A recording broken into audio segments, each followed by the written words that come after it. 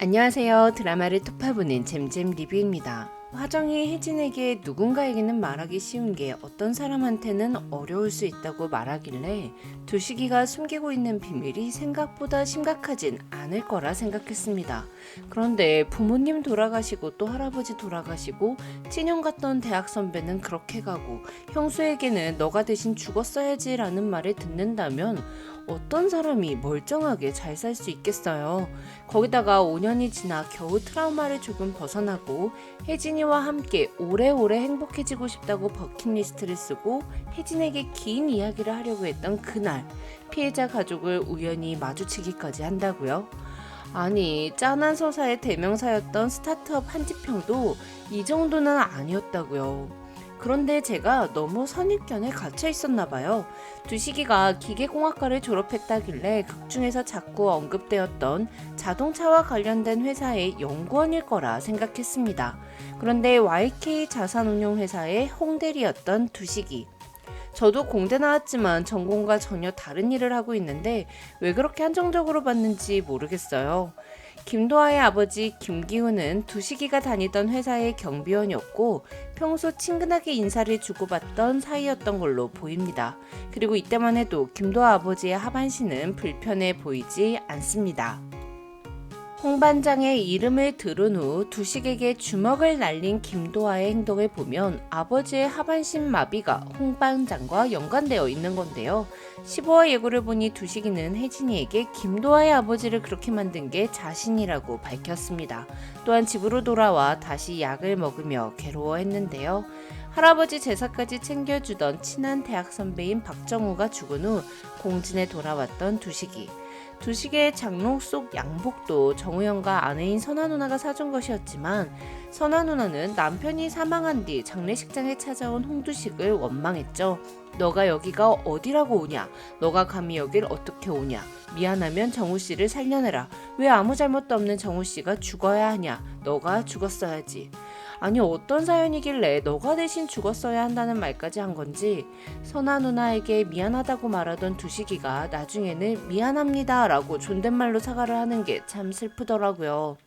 분명 두식의 판단 때문에 여러 사람이 피해를 본 것 같은데요. 그리고 그 사건은 YK 자산운용회사를 다니던 두식이가 돈을 무리하게 쫓다가 생긴 일이고 그래서 두식이가 돈을 쫓지 않는 삶을 살아가고 있는 것 같습니다. 15화 예고에는 두식이의 과거 이야기가 나왔는데요. YK 자산운용회사에 인턴 합격을 한 두식이. 그 후 정직원이 됐고 정우영과 함께 회사 내에서 능력을 인정받고 있었던 것 같아요. 진행하던 일이 꽤 큰 성과를 보인 듯한 모습이죠. 이후 자신감이 뿜뿜하던 홍대리는 지인들에게 높은 수익을 낼 가능성이 있지만 리스크가 큰 투자 상품을 권유한 것 같아요. 그리고 김도아의 아버지 또한 두식이를 믿고 투자를 했던 것 같은데요.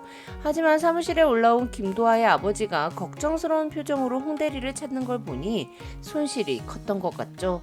아저씨 일단 저 믿고 괜찮으니까 기다려주세요 라는 두식의 말을 믿고 더 기다렸지만 결국 두식이 권유한 투자는 큰 손실을 본 것 같습니다. 그리고 김도아의 아버지는 충격으로 뇌졸중 같은 질병으로 쓰러지게 되어 하반신을 못 쓰게 된 거 아닐까요? 차 안에 있는 두식이의 좌측에서 다른 자동차에 밝은 불빛이 들어오고 있습니다. 즉 두식은 교통사고를 당하게 된 것 같아요. 김도아의 아버지 말고도 두식이를 믿고 투자를 했던 사람들 중 누군가가 큰 손실에 대해 악감정을 갖고 두식의 차를 밀어버렸을 것 같은데요. 그런데 문제는 두식이는 조수석에 탔고 차가 달려오고 있던 방향인 운전석 쪽에는 두식이 대신 운전을 하던 정우영이 타고 있었던 거였죠. 그렇게 두식이는 살고 정우영만 죽게 된 것 같습니다. 한강다리를 걷고 있는 병원 환자복을 입고 있는 두식이. 이마에는 상처가 있지만 걸어다니는 걸 보니 두식이는 크게 다치진 않은 것 같은데요. 교통사고 후 병원에서 깨어난 두식이가 정우영이 죽었다는 이야기를 듣게 됐고 한강다리에서 인생을 끝내려다가 그래도 형의 장례식장에는 가야 한다 생각해서 죽지 않고 장례식장에 간 것 같아요.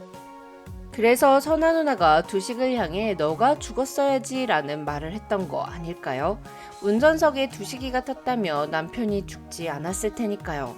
사랑니를 꼭 뽑아야 하냐는 초이의 질문에 혜진은 아픈 걸 계속 감추고 있는 것보다는 조금만 용기 내서 뽑는 걸 추천한다고 했습니다.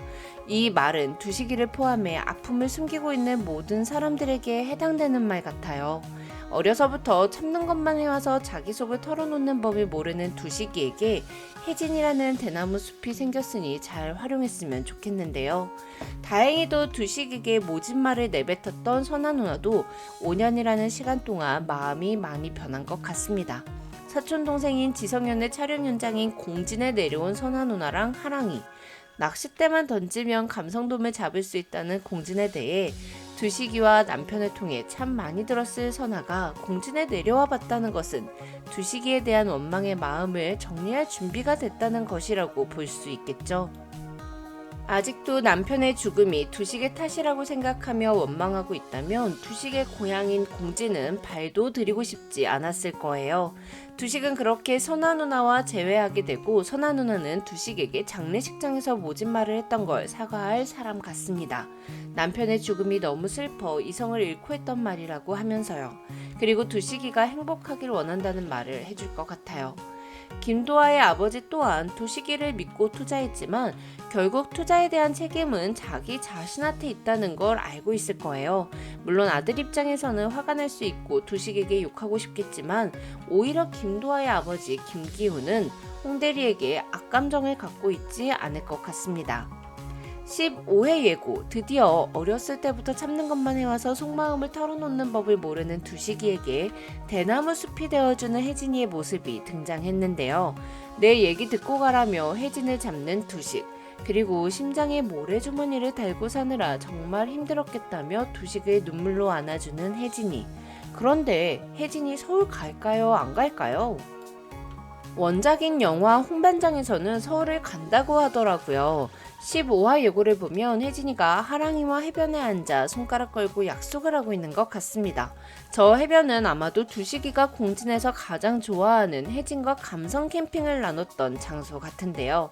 선아 누나와 정우영의 아들인 하랑이와 혜진이는 무엇을 하고 있는 걸까요? 새끼손가락 걸고 두식이 삼촌 행복하게 해줄게 뭐 이런 약속을 하는 걸까요? 그런데 만약 이 장면이 1년 후라면 좀 짜증날 것 같아요. 서울에 올라간 혜진이가 1년 후에 당금주 먹으러 공진에 내려왔고 그곳에서 하랑이를 데리러 온 두식이와 마주친다? 이런 스토리 싫다고요. CK 커플에게 1년간의 공백 이런 거는 없었으면 좋겠습니다. 성소수자인 초이가 집에서 도망치듯 공진으로 왔을 때 화정은 큰 위로가 돼주었고 영국까지 셋이서 보냈던 시간은 참 따뜻했던 것 같습니다. 그런데 사실 초이가 좋아한 건 화정 한 사람만은 아니었어요. 화정과 영국 두 사람의 관계를 좋아하고 부러워했던 거였는데요. 친엄마는 물론 친오빠에게도 이해받지 못하는 외로움을 느끼던 초이였으니 생선알과 누나를 바꿔 먹으며 즐거워하는 환상의 티키타카를 갖고 있는 영국과 화정의 관계가 부러울 수밖에 없었겠죠. 하지만 초이 엄마는 또 딸의 마음을 부정했습니다. 사람이 사람을 좋아하는 게 어떻게 병이야 라는 초이의 대사가 참 슬프더라고요. 그리고 이 모든 장면을 화정은 뒤에서 지켜보고 있었는데요. 초이가 공진에 돌아온 후 영국이 화정에게 초이에 대한 마음을 고백했을 때 화정은 초이는 안 된다고 했습니다. 초이가 영국의 첫사랑이라 안 된다고 했던 게 아니라 성소수자였다는 걸 화정이 알고 있었기에 가능성이 없다는 걸 알려준 거였는데요. 세 사람의 우정 팔찌, 영국은 그 팔찌를 어디에 뒀는지도 모를 정도였고 화정은 서랍 속에 보관해 두었었는데 초이는 15년이 지난 이후에도 하고 있었죠. 아마 자신의 성 정체성을 인정받지 못한 채 살던 초이의 시간은 15년 전 그때 그 따뜻했던 시간에 멈춰 있었나 봐요. 때가 돼도 나지 않고 증상도 없이 숨겨져 있던 초이의 사랑니는 여러 가지 이유로 밝히지 못했던 자신의 사랑을 뜻했는데요. 사랑니를 뺀 초이가 자기 자신을 지킨 채로 누군가에게 사랑받고 사랑 주며 살았으면 좋겠네요. 지금까지 드라마를 토파보는 잼잼 리뷰였습니다. 감사합니다.